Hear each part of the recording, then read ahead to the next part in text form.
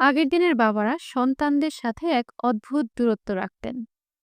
ভালোবাসা ছিল ভেতরে, কিন্তু প্রকাশ করতে পারতেন না। রাগটাই যেন ছিল মুখ্য ভাষা। তাই সন্তান বাবাকে ভালোবাসা প্রকাশ করতে লজ্জা পেত, ভয় পেত। তাদের যে ভালোবাসা ছিল না এমনটা কিন্তু না। ভালোবাসা ছিল দায়িত্বের ভেতরে, কষ্টের আড়ালে আর ত্যাগের মাঝে।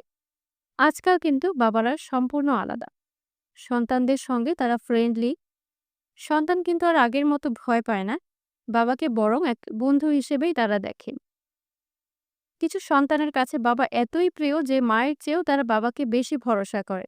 কিন্তু মনে রাখতে হবে, যতটা আদর প্রয়োজন ততটাই শাসনও জরুরি।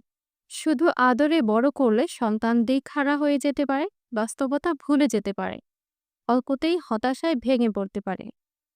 তাই ভালোবাসার আড়ালে শাসনও চাই, তাতে সম্পর্ক পূর্ণ হয় আর সন্তানও শক্তিশালী হয়।